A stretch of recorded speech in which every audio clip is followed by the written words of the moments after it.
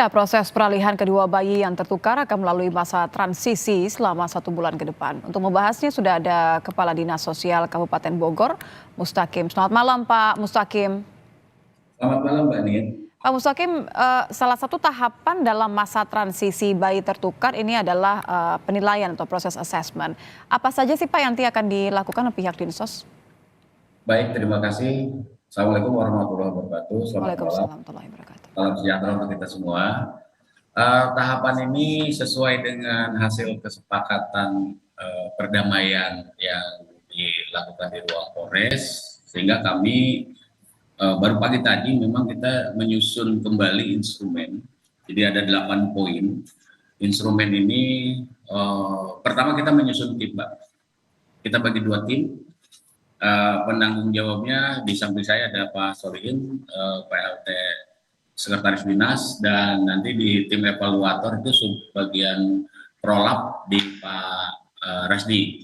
Nah, tim ini kita bagi 2 skenarionya. Pertama, tim 1 diketuai oleh PLT Kabin Daya Sos Pak Dudi Eswigena, dengan tim kedua itu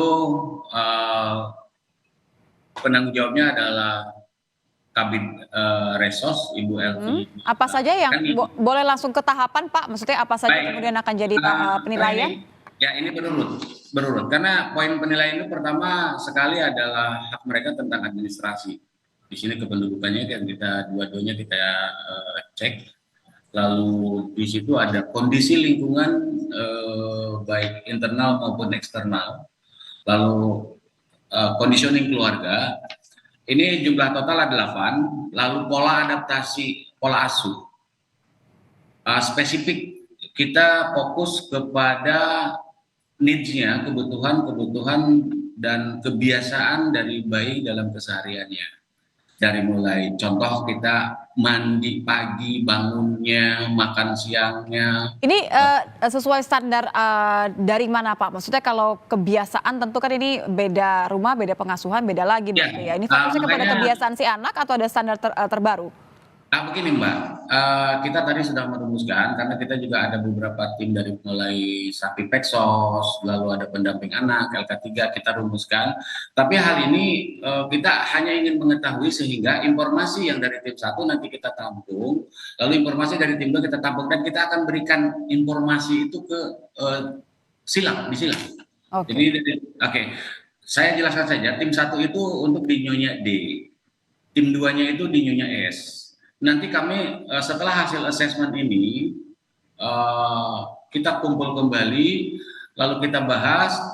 Kita juga akan sampaikan dulu ke lawyer masing-masing, karena kan kita juga tidak bisa lepas dari lawyer mereka yang berdua dan unit PPA Polres. Karena sifat kami pendampingan hasilnya ini akan kami sampaikan ke tim yang ada sesuai dengan di perjanjian itu.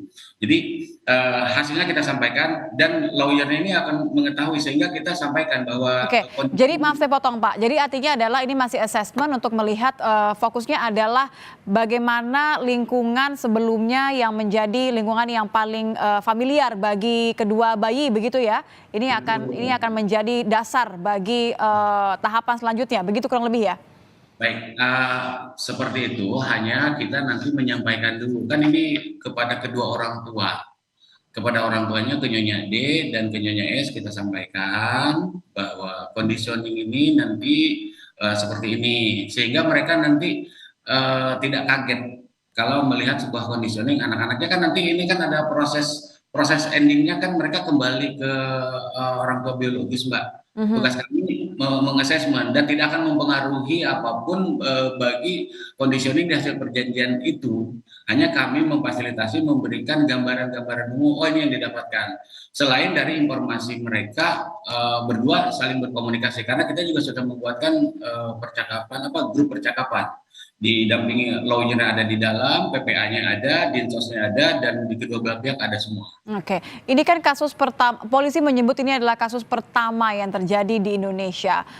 Kalau Anda melihat apa yang menjadi poin paling penting bagi psikologis anak, seperti apa antisipasi dari Dinsos kalau ada kendala selama tahapan ini? Kendala pasti ditemukan, Mbak, pasti ada saja. Hanya memang karena tahapan kita ini masih dalam proses assessment, masih pendadaran, melihat dari sisi administratif dan lingkungannya, kita akan terus pantau.